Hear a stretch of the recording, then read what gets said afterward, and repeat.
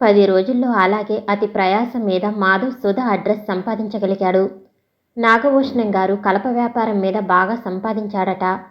ఆయన ఒక్కగానొక్క కొడుకు భాస్కరం హైదరాబాదులో లాయర్ చేస్తున్నాట. ప్రస్తుతం అందరూ అక్కడే ఉన్నారు. సుధా భాస్కరం వివాహం జరిగి 2 సంవత్సరాలకు పైనే అయింది. ఈ సమాచారం విని తేరుకోలేనంతగా కుంగిపోయాడు. ఎంత ఆలోచించినా అతనికి సుధ మీద కోపం రావటం లేదు. తను చచ్చిపోయాడని అనుకుని ఆ వివాహానికి ఒప్పుకుని ఉండి ఉంటుంది. ఇప్పుడు వెళ్ళి తను కళ్ళకి కనిపిస్తే సుఖంగా సాగుతున్న సుధ సంసార జీవితంలో అనుకోని కల్లోలం రేపినట్టు అవుతుందేమో. ఏం చెయ్యాలి? అలాగని చూడకుండా ఉండటానికి అతని మనసు ఒప్పుకోవటం లేదు. చూసి సుధని ఓదార్చాలి. ఎప్పటికీ నీవాడినే సుధా. నా గురించి ఆలోచనలతో నీ జీవితం పాడు చేసుకోకు.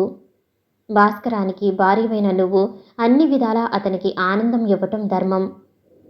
ఇలా ఇంకా ఎన్నెన్నో ఊహించుకుంటూ అతను హైదరాబాద్ చేరుకున్నాడు. సుధ ఇల్లు కష్టపడనవసరం లేకుండా సులభంగానే కనుక్కున్నాడు. భాస్కరం ఇంట్లో లేడని తెలిసింది. అమ్మగారిని కలుస్తాను అన్నాడు మాధవ్. అతని గుండెలు చిత్రంగా కొట్టుకోసాగాయి. భర్త పక్కన సుధని చూడటం వేరు, ఒంటరిగా సుధని కలుసుకోవటం వేరు. వీల్లేదు, ఎవరొచ్చినా వీల్లేదు, తర్వాత రమ్మనమని చెప్పమన్నారు అన్నాడు. ఒక్క నిమిషం చాలు. వీల్లేదని చెప్పటంలా? అమ్మగారు క్లబ్కి వెళ్ళబోతున్నారు. ఇప్పుడెవరిని చూడరు. మాధవ్ కళ్ళు ఆశ్చర్యంతో పెద్దవైనాయి. క్షణంసేపు ఆగి, వచ్చింది మీ బావగారు మాధవట అని చెప్పు. అప్పుడు కూడా వీల్లేదంటే అలాగే వెళ్ళిపోతాను అన్నాడు. నౌకరు మాధవ్ని ఏగాదిగా చూసి లోపలికి వెళ్ళాడు. మాధవ్ డ్రాయింగ్ రూంలో నిలబడిపోయాడు. ఆ గది, అందులో సామాను, సుధ స్థితిగతులు ఎంత ఉన్నతంగా ఉన్నాయో వివరిస్తున్నాయి. ధనవంతులకు ఉండే డాబు దర్పం చక్కగా తెలుస్తుంది. 5 నిమిషాల్లో సుధ గదిలోకి వచ్చింది. అడుగుల శబ్దం విని మాధవ్ తిరిగి చూశాడు. ఎవరి అమ్మాయి? తెల్లగా, పొట్టిగా, లావుగా, ఖరీదుగల సిల్కు చీరలో ఒంటి నిండా దగదగలాడుతున్న రాళ్ల నగలతో, నుదిటి మీద కాసంత కుంకుమ బొట్టుతో ఎవరు? నిజంగా సుధేనా? మాధవ్ తడబడ్డాడు. సుధ చేతిలో సన్నజాజులు, గులాబీలు కలిపి కట్టిన పెద్దమాల ఉంది. ఇద్దరూ నిర్విణ్లైపోయినట్లు క్షణంసేపు ఒకళ్ళని ఒకరు ఆత్రంగా చూసుకుంటూ అలాగే నిలబడిపోయారు. సుధా, ఆగర్భ శ్రీమంతురాలిలా ఉన్న ఈ వ్యక్తిని సుధగా గుర్తించటానికి అతని మనసు సంకోచిస్తుంది. బావా, సుధ చప్పున వచ్చి అతని చేతులు పట్టుకుంది. సుధా, అతని గొంతు బొంగురుపోయింది. బావా, నువ్వేనా? నిజంగా నిజంగా నువ్వేనా? నేనే సుధా, నేనే. అంతకంటే మించి పలకటం అతనికి సాధ్యం కాలేదు. క్షణాలు దొర్లినాయి. జన్మలో మళ్ళీ ఇలా నిన్ను సజీవంగా కళ్ళారా చూస్తాననుకోలేదు. ఈరోజు లేచి ఎవరి మొహం చూశానో. అతని చేతులు విడిచిపెట్టి కన్నీళ్లు తుడుచుకుంటూ అంది. మాధవ్ అలాగే చూస్తున్నాడు. కూర్చో బావా, నాకింకా నమ్మకం కలగటం లేదు. నౌకరు చెబుతుంటే నిజంగా నాకు మతిపోయింది. ఆదుర్దలో, ఆ సంభ్రమంలో సుధ చేతిలో పూలమాల కింద పడి సుధకాళ్ళ కింద నలిగిపోయింది. అయ్యో అన్నాడు మాధవ్ దాన్ని వంగి చేతిలోకి తీసుకుంటూ. అదా, పోనీ ఇంకోటి కట్టుకుంటాను నిర్లక్ష్యంగా అనేసి మాధవ్ చేతిని పట్టుకుని సోఫాలో కూర్చోబెట్టి ఇప్పుడే వస్తా అంటూ లోపలికి పరిగెత్తింది. మాధవ్ వెర్రివాడిలా చేతిలో మాలవైపు చూస్తూ కూర్చుండిపోయాడు. కొద్ది క్షణాల క్రితం కళకళలాడుతూ సజీవంగా నవ్వుతున్న పువ్వులు వాడి నలిగి దీనంగా చూస్తున్నాయి. క్లబ్కి రానని ఫోన్ చేశాను. సుధ తిరిగి వస్తూ అంది. తిరిగి వచ్చిన సుధలో ఓ విధమైన హుందాతనం, గంభీరత్వం. మాధవ్ క్లుప్తంగా తన కథంతా చెప్పాడు. సుధ సానుభూతిగా, స్నేహితురాలిగా వింది. సంభాషణ సుధ విషయాల మీదకి మళ్ళింది. భర్తని గురించిన ప్రసంగం రాగానే సుధ ముఖంలో కోటి కాంతులు వెలిగాయి. ఆయన చాలా మంచివారు బావా, నేనంటే ప్రాణం సగర్వంగా చెప్పింది. ఆ మాటలు మాధవ్ మనసులో శూలాలా గుచ్చుకున్నాయని సుధకి తెలియదు. సుధ స్థితిగతులు చాలా బాగున్నాయి. ఆనందంగా ఏ లోటు లేకుండా గడిచిపోతుంది. ఆ సమయంలో నాగభూషణం గారి అండ దొరకటం చాలా అదృష్టం. ఆపకుండా మాట్లాడుతున్న ఆ ధోరణి చూసిన తర్వాత మాధవ్కి సుధని చూస్తున్నాను అనే ఆనందం ఆవిరిలా మాయమవసాగింది. కానీ సుధా, ఆఖరి సమాగమనం గురించి, ఆ వాగ్దానం గురించి గుర్తు చేయబోయాడు. అది అర్థం చేసుకోనట్లు సుధ ముఖం కొద్దిసేపు ఎర్రబడింది. వెంటనే తేలికగా తోసేస్తూ, పో బావా, రేపో మాపో తల్లిని కాబోతున్నాను కూడా. నువ్వు ఆ సంగతులను గుర్తు చేశావంటే సిగ్గుతో నా ప్రాణం పోతుంది అంది. మాధవ్ నిరుత్తుడైనాడు. అతని మనసు మంచు ముద్దని తాకినట్టు చల్లబడి మొద్దుబారిపోసాగింది. మారిన పరిస్థితులతో పాటు మనిషి కూడా మారటం సహజం. ఆ మార్పును నువ్వు అర్థం చేసుకోవాలి కానీ వెక్కిరించకూడదు. సుధ స్వరం గంభీరంగా పలికింది. అంతకంటే ఆడపిల్లని నాకంతకంటే గత్యంతరం లేకపోయింది అని కన్నీళ్ల మధ్య అంటే తనకెంత తృప్తిగా ఉండేది. కానీ సుధ ఇవేవి ఆలోచించే స్థితిలో లేదు. ఇంటికి ఎక్కడుంటున్నావు నువ్వు? ప్రసంగం మార్చటానికి కుశల ప్రశ్నలు ప్రారంభించింది. ఓ స్నేహితుడింట్లో పరధ్యాసంగా జవాబు ఇచ్చాడు. కొద్దిసేపు ఆలోచించి మా ఇంటికి వచ్చేయి అంది. వద్దులే సుధా. ఎందుకని? నీకంత శ్రమ దేనికి? భలేవాడివే. రాక రాక నువ్వు వస్తే 4 రోజులుంచుకోవటం నాకు శ్రమ. పోన్లే, ఆయన్ని రాని, ఆయన స్వయంగా అడిగిన తర్వాత వద్దు గాని. నే వెడతా సుధా. అదేమిటి? ఆయన రాకుండానే? మంచివాడివే. కూర్చో కూర్చో. ఉండు, కాఫీ టిఫిన్ పంపమని వంట మనిషితో చెప్పి వస్తాను. లేచి లోపలికి పరిగెత్తింది. ఎంతసేపు ఆయన ఆయన ఆయన్ని గురించి తప్ప సుధకి మరో మాట రాదులా ఉంది. ఆయన చాలా మంచివారు. పరిచయం అయితే స్వయంగా నువ్వే ఆ మాట అంటావు. ఆయన త్వరలో అడ్వకేట్ జనరల్ కాబోతున్నారు. ఆయనకి నేనంటే ప్రాణం. ఈ మాటలు పదే పదే వచ్చి అతని హృదయాన్ని తూట్లు తూట్లుగా పొడవటం ప్రారంభించాయి. సుధ లేక అతనికి ఒక్క క్షణం గడవదట. ఇంటికి రాగానే కంటికి కనిపించకపోతే సుధా సుధా అని ఒకటే కలవరింతలు. సుధని పెళ్లి చేసుకున్న తర్వాత అతనికి పట్టిందంతా బంగారం అవుతుందట. ఇదంతా నీ అదృష్టం, నాదేముంది అంటారు. స్త్రీకి జీవితంలో ఇంతకంటే ఇంకేం కావాలి? ఆడదాని అదృష్టానికి అంతకుమించిన నిర్వచనం ఇంకేముంది? ఇది సుధ మాటల ధోరణి. మాధవికి నిరాశతో పిచ్చెక్కుతుందేమో అనిపించింది. ఎన్ని ఊహించుకున్నాడు తను? 4 సంవత్సరాలు అంటే ఏమంత పెద్ద కాలమని. కానీ ఈ కొద్ది కాలంలోనే సుధ ఎంత మారిపోయింది. తనకు తెలిసిన మనిషికి ఈ మనిషికి అసలు పోలికే లేదు. రూపంలోనే కాదు, స్వభావంలో కూడా ఎంత వ్యత్యాసం వచ్చింది. తన చిన్నారి మరదలు ఆ అమాయకపు సుధకి బావ తప్ప ఈ ప్రపంచంలో ఇంకేమీ అవసరం లేదు. కన్నె వయసులో కమ్మని కళ్ళల్లో బ్రతికే ఆ సుధకి జీవితం అంటే భయం లేదు. ఇప్పటి ఈ సుధకి లాయరు భాస్కరం గారి భార్యగా కొత్త వ్యక్తిత్వం వచ్చింది. కోర్కెలు పడగలు విప్పాయి. ఆడది సంఘంలో ఆడంబరంగా గుర్తింపబడాలంటే పేరు ప్రతిష్టలు పుష్కలంగా ఉన్న భర్త కావాలి. అవన్నీ సమకూరుస్తున్నాడు కాబట్టి భర్త అంటే అంత ప్రాణమా? చదువురాని సుధకి మధ్యలో కలిగిన సిరి సంపదలతో అమాయకత్వం పోయి వివేకం నశించి ఆడంబరంగా బ్రతకాలని ఆర్భాటం జాస్తి అయ్యింది. మాధవ్కి ముళ్ళ మీద కూర్చున్నట్టు కంపరంగా అనిపించింది. ఎప్పుడెప్పుడు బయటపడతానా అని ఎదురు చూడసాగాడు. సుధ కాఫీ టిఫిన్ పట్టించుకు వచ్చింది. అవి తీసుకోవటం ఎలాగో పూర్తి అయ్యాయనిపించుకుని వెళ్ళటానికి లేవబోతుండగా ఇంతలో భాస్కరం రానే వచ్చాడు. సుధ పరిచయం చేసింది. సుధ అంత గర్వంగా తన అదృష్టంగా మురిసిపోతున్న భర్త పొట్టిగా లావుగా ఉన్నాడు. అతను చాలా తెలివైన వాడని నిగనిగలాడుతున్న బట్టతలే సాక్ష్యం. ఇంత చిన్న వయసులో అంత జుట్టు ఊడిపోవటం ఎంత విషాదం. సుధ అతనిలో ఏం చూసిందో మాధవికి ఎంత ఆలోచించినా అర్థం కాలేదు. భాస్కరానికి కూడా మాధవ్ అంటే పెద్ద ఆసక్తి కలగనే లేదు. ముక్తసరిగా మాట్లాడాడు. ఆ మాటల్లో కూడా తను లాయర్ని అనే టీవీ ప్రదర్శించాడు. కొద్దిసేపైన తర్వాత మాధవ్ వెడతానని లేచాడు. భాస్కరం అభ్యంతరం చెప్పలేదు. అదే సోఫా వెనుక నిలబడిన సుధ వంగి రహస్యంగా భర్త చెవిలో ఏదో చెప్పింది. క్షణంసేపు కనుబొమ్మలు ముడివేసుకున్న భాస్కరం వెంటనే ముఖం ప్రసన్నంగా మార్చుకుని, మీ మరదలు మిమ్మల్ని 4 రోజులు వచ్చి వాళ్ళింట్లో ఉండమంటుంది అన్నాడు నిర్లక్ష్యంతో హాస్యం మిళాయించి. సుధ అదేదో పెద్ద జోక్లా పకపకా నవ్వింది. మాధవ్ మరో 5 నిమిషాలు కూర్చుని ఉండటానికి వీల్లేదని క్షమాపణ చెప్పుకుని బయటికి వచ్చేశాడు. మెట్లు దిగి వచ్చేస్తుంటే వరండాలో జంటగా నిలబడి వీడ్కోలు ఇస్తున్న దంపతులను చూసి అతని మనసు అనుకున్నంతగా ఈర్షపడకపోవటం చూసి అతనికి ఆశ్చర్యం వేసింది. గుండెలు బిగపెట్టుకుని ఎదురు చూసిన సమయమేదో గడిచిపోయి హాయిగా గాలి పీల్చుకున్నట్టుంది. కానీ ఇంకో రకమైన బాధ, ఒంటరితనం లాంటిదేదో అతని మనసులో నిండిపోసాగింది. వచ్చే ముందు అతను ఊహించుకున్న ఊహలు ఛాయా మాత్రంగా కూడా మిగిల్లేదు. అతను బ్రతికి బయటపడ్డందుకు సుధ ఎంతో సంతోషిస్తుంది. నిజమే, అందులో ఆత్మీయత ఉంది. కానీ అనురాగం లేదు. ప్రియ బంధువుగా, చిన్ననాటి మిత్రుడిగా అభిమానం ఉంది. కానీ ప్రియురాలిగా అనుభూతి లేదు. ఇన్ని సంవత్సరాల తర్వాత మరణించాడని నమ్మి మర్చిపోయిన మనిషి బ్రతికి కళ్ళ ముందు కనిపించినందుకు ఆపుకోలేని సంతోషం ఉంది.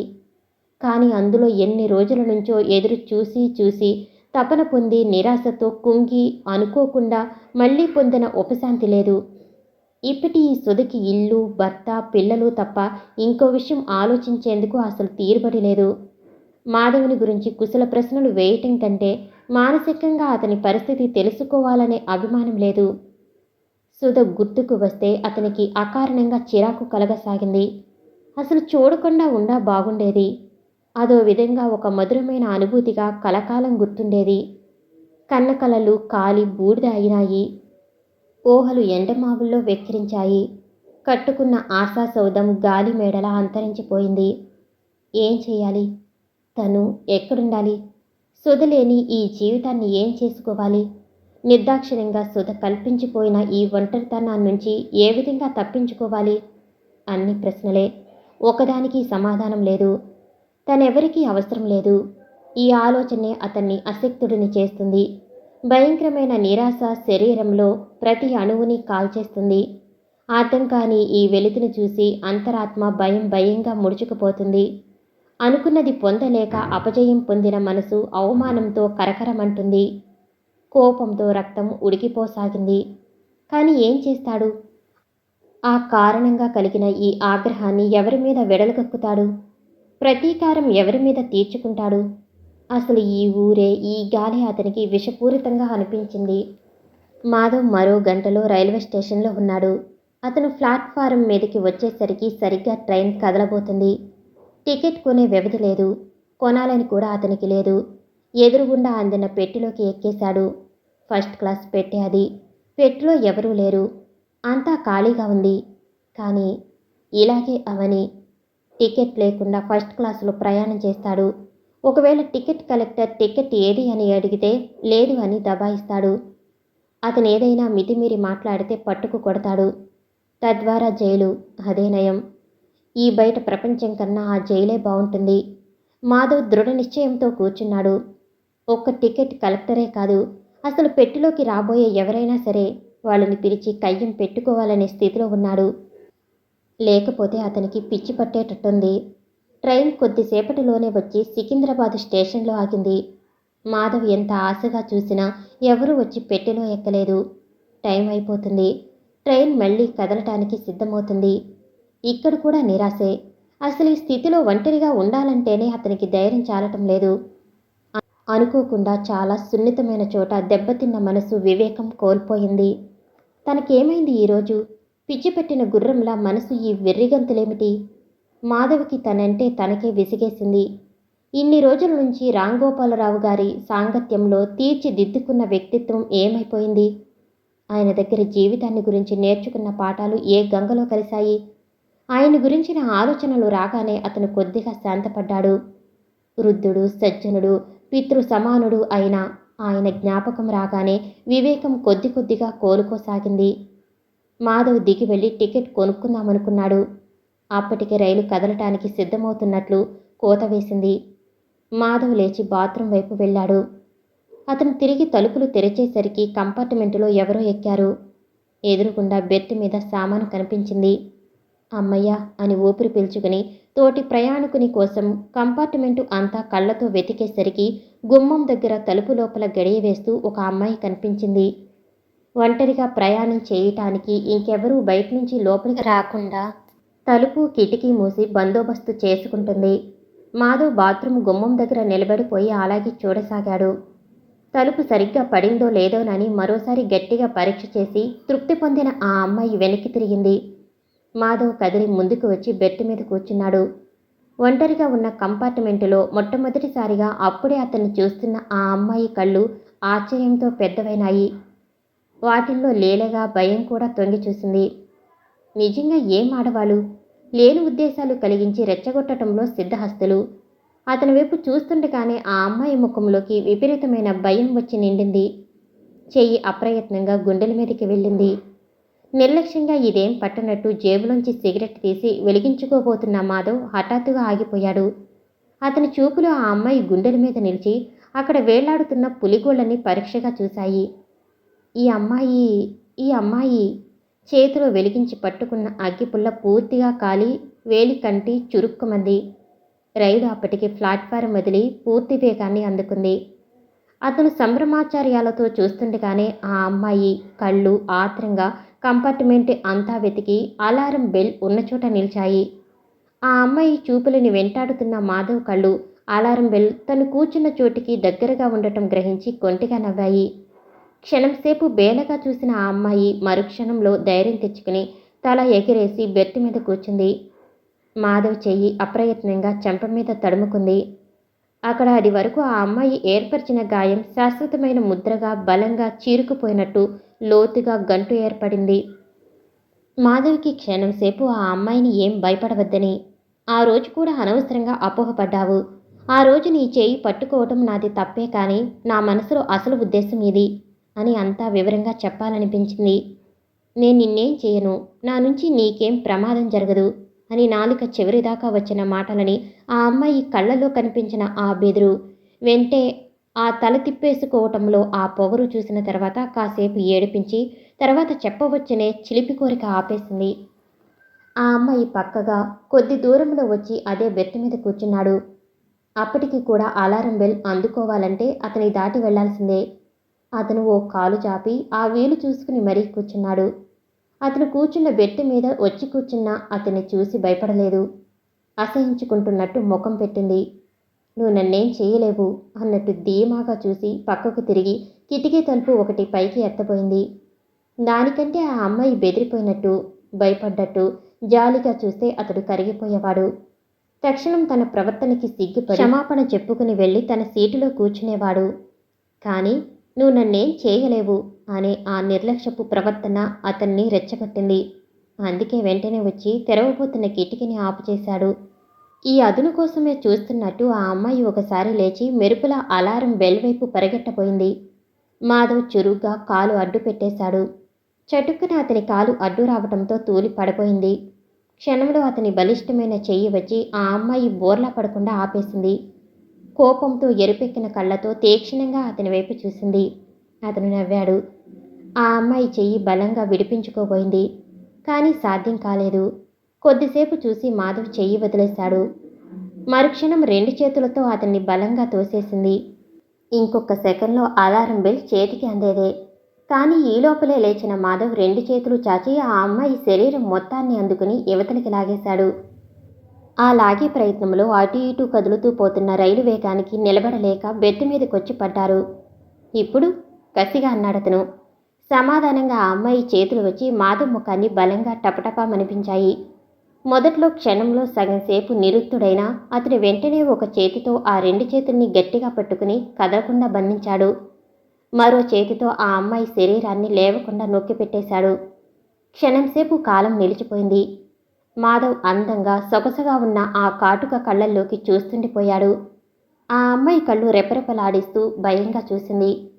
ఆ చూపు అతని యవ్వనాన్ని రెచ్చగొట్టింది. దగ్గరగా హత్తుకుని ఉన్న కోమలమైన శరీరం కోరికని నిద్రలేపింది. వివేకాన్ని ఉద్రేకం నోరు మూసుకోమని ఆజ్ఞాపించింది. అప్పుడెప్పుడో అవమానం పొందిన అంతరాత్మ ప్రతీకారం తీర్చుకోమని తొందరపెట్టింది. అతనిలో మంచితనాన్ని కోరికతో మత్తెక్కి తూలుతున్న పశుత్వం జయించింది. క్షణంసేపు కంగారు పడ్డాడు, భయపడ్డాడు కూడా. కానీ మరుక్షణంలో నిజంగానే అతనికి మతిపోయింది. మొదట్లో తీవ్రంగా పెనుగులాడి ఎదురు తిరిగిన ఆ అమ్మాయి శరీరం చివరి క్షణంలో అలసిపోయి అది మానేసి అతనికి లొంగిపోయింది. సమయం గడిచింది. అనుకోని సంఘటనకి తను కూడా బెదిరిపోయినట్టు రైలు మరింత వేగంగా ఆగకుండా పరిగెత్తుతుంది. మాధవ్ లేచి సరిగ్గా కూర్చుని ఆ అమ్మాయిని ఒళ్ళోకి లాక్కున్నాడు. అప్పటికే అచేతన అయిన శరీరం వడిలిన తామర తూడులా అతని చేతుల మధ్య వేలాడిపోయింది. మాధవ్ పరిశీలనగా ఆ ముఖంలోకి చూశాడు. రెప్పలు మూతలు పడిపోయి కొద్దిగా నలిగిపోయినట్టున్న ఆ ముఖం క్షణంలో అలిసి మత్తుగా ఉన్న అతని కళ్ళకి అపురూపంగా అద్భుతంగా కనిపించింది. చాలాసేపు అలాగే చూస్తూ కూర్చుండిపోయాడు. స్పృహలేని స్థితిలో కూడా ఆ అమ్మాయి ఏడుస్తున్నట్లు కంఠం దగ్గర నరాలు అదరసాగాయి. అతను ప్రేమగా ఆమె నుదుటి మీద పడిన జుట్టును తొలగించాడు.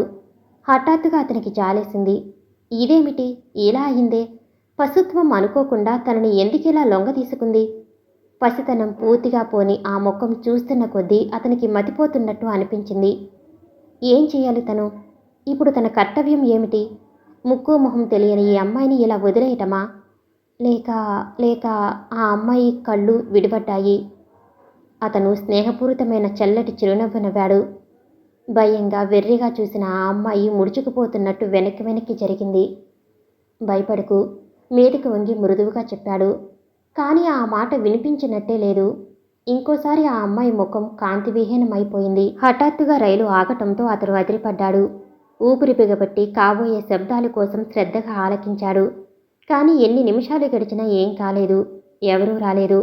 అసహనంతో ఆదుర్ద పట్టలేక తన ఒడిలో ఉన్న ఆ అమ్మాయిని సరిగా పడుకోబెట్టి లేచి వెళ్ళి కిటికీ తలుపులు తెరిచాడు. చల్లటి గాలి రివ్వుమంటూ లోపలికి వచ్చింది. బయటంతా గాఢంధకారం. దగ్గరలో ఏదో స్టేషన్ రాబోతున్నట్టుంది.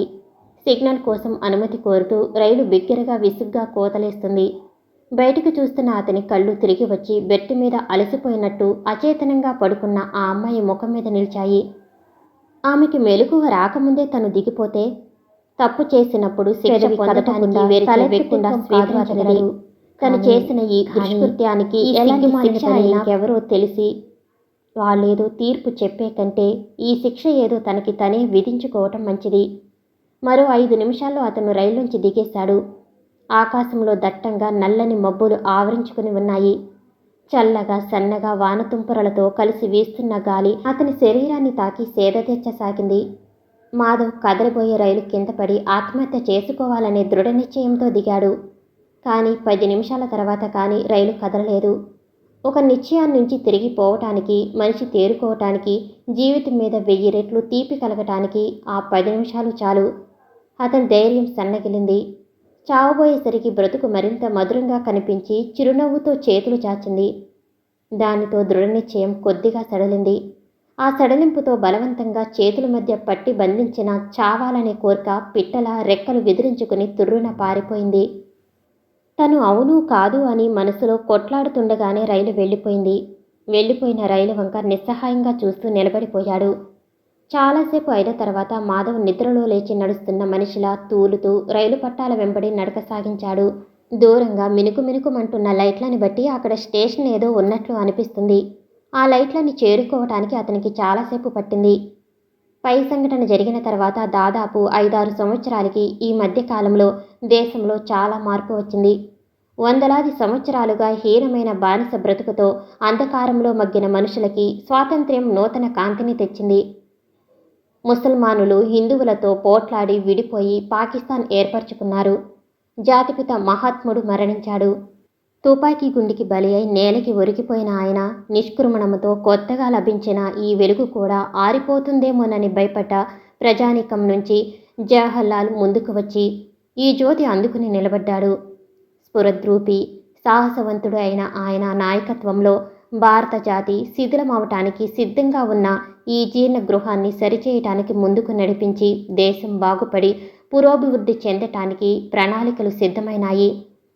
స్వతంత్రంగా నిలబడ్డామని ఎదురుతిరిగిన సంస్థానాలు కొన్ని సర్దార్ పటేల్ నాయకత్వంలో ఒక త్రాటి కిందకు వచ్చి యూనియన్లు కలిసిపోయినాయి. ఈ సందిగ్ధంలో మనుషులు జీవన పరిస్థితులు కూడా చాలా తారుమారు అయినాయి. ఓడలు బళ్ళు అయినాయి, బళ్ళు ఓడలుగా మారినాయి. లక్షాధికారులు భిక్షాధికారులుగా మారితే పోటుకి గంజినీళ్ళకి గతిలేని కొందరు కోటికి పడగలెత్తారు. దేశంలో క్రమంగా శాంతి భద్రతలు నెలకొల్పబడినాయి. ప్రజల్లో ప్రశాంత జీవనం ప్రారంభమైంది. దేశంతో పాటు మాధవ్ జీవితంలో కూడా పెద్ద మార్పు వచ్చింది. రామ్ గోపాల్ రావు గారు మరణించి దాదాపు 6 నెలలు కావస్తుంది. ఈ 5-6 సంవత్సరాలుగా మాధవ్ ఆయన్ని నీడలా అంటిపెట్టుకుని వెంటే ఉన్నాడు. సత్యాగ్రహం సమయంలో అనేక సంవత్సరాలు జైల్లో మగ్గటం వల్ల అసలే అంతంత మాత్రమైన ఆయన ఆరోగ్యం దెబ్బతింది. ఎంత డబ్బు ఖర్చు పెట్టినా, ఎంతమంది డాక్టర్ల దగ్గర మందు పుచ్చుకున్నా, ఎంత ఆరోగ్యప్రదమైన ప్రదేశాల్లో ఎన్ని రోజులు గడిపినా ఆయన శరీర స్థితి మామూలు పరిస్థితికి రాలేదు. నానాటికి క్షీణిస్తున్న ఆయన ఆరోగ్యం చివరికి క్షయలోకి దింపింది. ఈ సంగతి తెలియగానే ఇంకెక్కువ కాలం ఆయన బ్రతకడని గ్రహించిన బంధువులు ఈగల్లా ముసురుకున్నారు. వాళ్ళ నుంచి ఆయన్ని తప్పించి ప్రశాంతంగా ఉంచటమే మాధవికి పెద్ద సమస్య అయి కూర్చుంది. ఒక్కోసారి ఆయనే మరీ నీడలా వెంటే ఉన్న అతన్ని చూసి అంటువ్యాధి, మర్చిపోకు అని హెచ్చరించేవారు. కానీ అతను అలాంటి హెచ్చరికలు ఏవీ లక్ష్యపెట్టేవాడు కాదు. మరీ చివరి రోజుల్లో కన్న సంతానం కంటే మెండగా, కంటికి రెప్పలాగా కాపాడుతున్న మాధవ్ని చూసి చలించిపోయిన ఆయన అతని బలిష్టమైన చేతిని తన దుర్బలమైన చేతిలోకి తీసుకుంటూ, ఇది ఏనాటి రుణం మధు అనేవాడు. రుణం అనకండి, మనుషులు కలిసిపోయిన తర్వాత సాటి మనిషిలా చూసే మంచితనం అంతే అనేవాడు మాధవ్. నిష్కల్మషమైన అతని ఆదరణకి, ఆడంబరం లేకుండా అతను చూసే ఆప్యాయతకి ఆయన మనసు పులకించిపోయేది. మరి జీవితపు చరమదశలో కన్న కొడుకు లేని లోటును అన్ని విధాలా తీరుస్తున్న అతన్ని చూస్తుంటే మనసులో లోలోపల కలిగిన ఆనందాన్ని, తృప్తిని ఆయన హృదయాంతరాళాల్లో పదిలంగా దాచుకున్నాడు. కానీ ఒక్కనాడు ఒక మాట కూడా బయటికి రానివ్వలేదు. ఆయన మరణించిన తర్వాత వారసులమంటూ ఎగబడిన బంధువులని మాధవ్ని కూర్చోబెట్టి లాయర్లు విల్లు చదివి వినిపించారు. అందులో హైదరాబాదులో ఆయనకున్న విశాలమైన భవంతిని తమిద్దరి భార్యాభర్తల పేరు మీద పేదలకి ఉచితంగా సేవ చేసే చికిత్సాలయంగా మార్చాలని కోరారు. తనకున్న వ్యాపారం మీద వచ్చే ఆదాయంలో 3 వంతులు హాస్పిటల్ ఖర్చులకి కేటాయించాలని, మిగతా 1 వంతు తను దత్తపుత్రుడిగా స్వీకరించిన మాధవ్కి చెందాలని ఆదేశించారు. మాధవ్ తనే స్వయంగా వ్యాపారం చూసుకుని హాస్పిటల్ అభివృద్ధి చెందేలా చేయాలని, ఇది తన కడపటి కోరికే అని తెలియజేశారు. ఇవిగాక హైదరాబాదుకి 40 మైళ్ళ దూరంలో ఉన్న పల్లెటూరులో ఉన్న 10 ఎకరాల పొలం, తరతరాలుగా వస్తున్న అక్కడున్న ఇల్లు కూడా మాధవ్కి చెందుతాయి. తను మరణించిన మరుక్షణం నుంచి మాధవ్ తన ఇంటి పేరుతోనే వ్యవహరించాలి. అంతేకాదు, పల్లెటూళ్ళలో ఉన్న ఆ ఇల్లు, పొలం ఎట్టి పరిస్థితుల్లోనూ అమ్మటానికి అతనికి హక్కు ఉండదు. అవి వారసత్వంగా మాధవ్ సంతానానికి చెందుతాయి. ఈ విల్లు వినగానే బంధువులందరితో పాటు మాధవ్ కూడా నోరు తెరిచాడు. ఆయన మనసులో ఉన్న అభిమానం ఈ విధంగా కొడుకులా స్వీకరించేటట్టు చేస్తుందని అతను కల్లో కూడా అనుకోలేదు. ఈ విల్లు సంగతి ముందుగా ఏమాత్రం తెలిసినా ఈ ఇల్లు, పొలం, వ్యాపారంలో ఆ భాగం వాటిని తను సంపూర్తిగా తిరస్కరించేవాడు. బహుశా ఇది గ్రహించే ఆయన ఎప్పుడూ సూచనగా ఒక్క మాట అయినా బయటికి రానివ్వలేదేమో. నిజంగా ఆయన అన్నట్టు ఏనాటి రుణం ఇది? కృతజ్ఞతతో, అభిమానంతో మాధవ్ కళ్ళు చెమర్చినాయి. వచ్చిన బంధువులంతా మాధవ్ ముఖం మీదే తిట్టారు. ఆఖరి సమయంలో దగ్గర చేరి, బలవంతాన అలా వ్రాయించుకున్నావు అన్నారు. అసలు ఆస్తి మీద కన్ను వేసి ఆయన్ని మా అందరి నుంచి దూరంగా పెట్టావు అన్నారు. అయినా ఇప్పుడు మాత్రం ముంచుకుపోయింది ఏముంది? నిన్ను కోర్టుకు లాగి నీ అంతు కనుక్కోకపోతే చూడు అంటూ సవాలు చేశారు.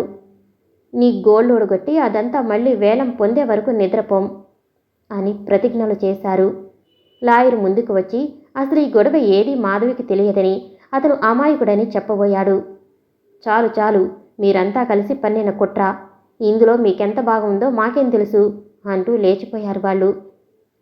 2-3 రోజుల్లోనే మాధవ్ మీద దావా తెచ్చారు వాళ్ళు. కానీ అతను వీటి వేటికి చలించలేదు. ఈ ప్రపంచంలో అతనికి ఉన్న ఒక్కగానొక్క ఆప్తుడు, గురుతుల్యుడు, పితృ సమానుడు దూరమైనందుకు దిగులుతో బరువెక్కిన హృదయాన్ని ఎలా ఊరడించుకోవాలో అర్థం కాలేదు.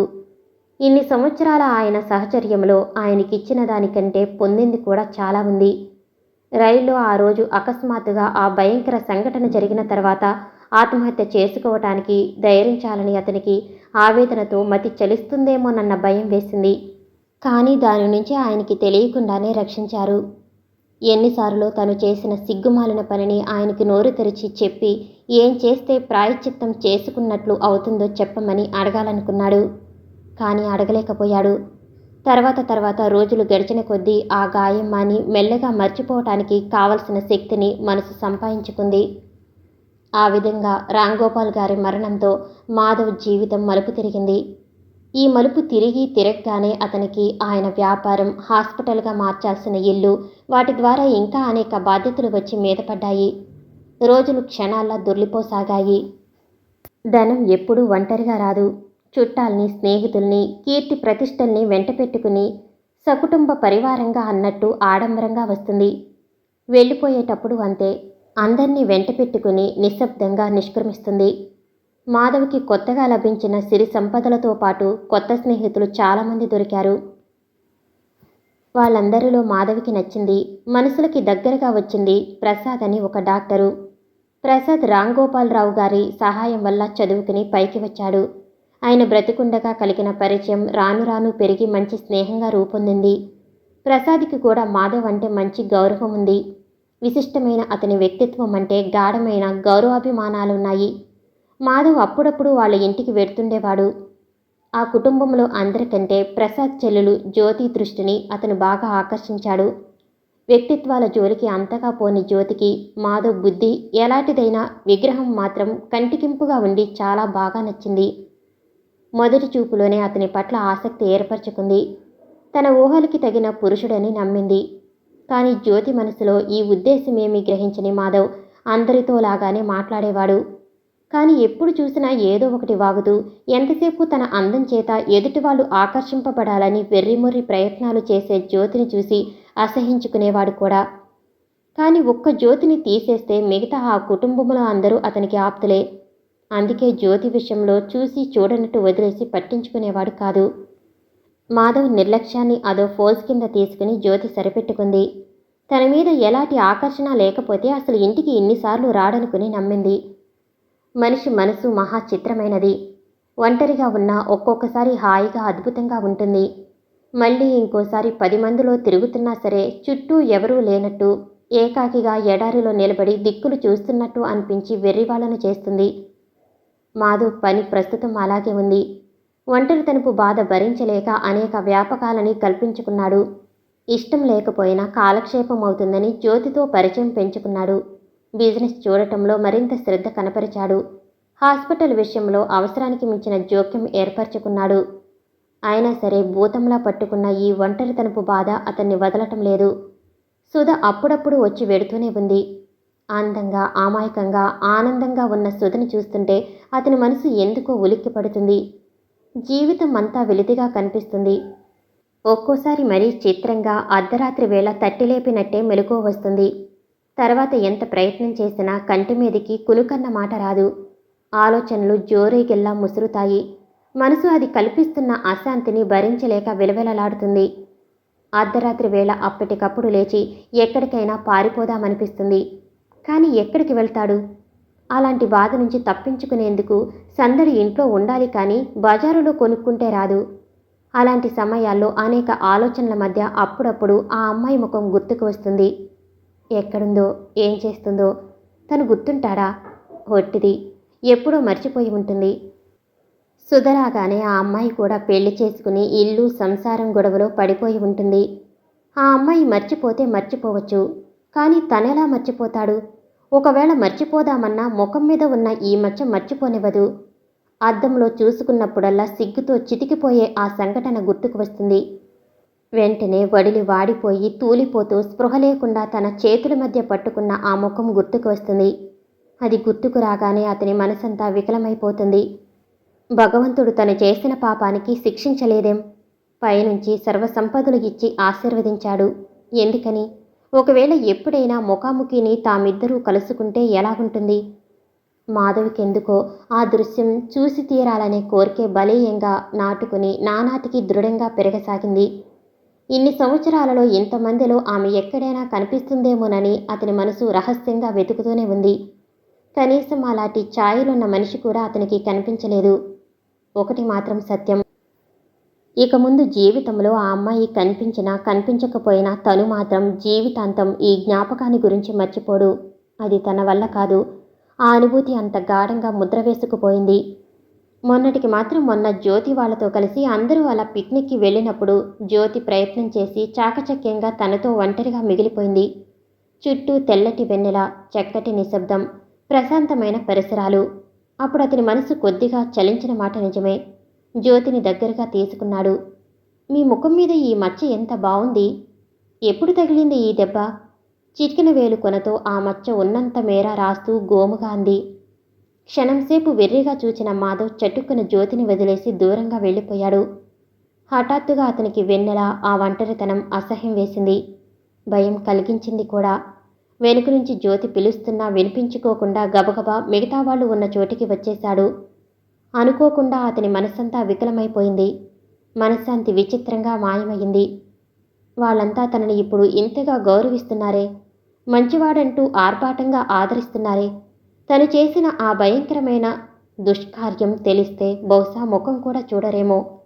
అలాంటిదేదేమైనా చరిత్రలో ఉందని తెలిస్తే కనీసం అనుమానం తగిలినా చాలు, దాని అంతు శోధించి పుట్టు పూర్వత్వరాలు కనుక్కొని అనేక రకాల ఉపకథలు అల్లి అతం పాతాళానికి తొక్కేస్తారు.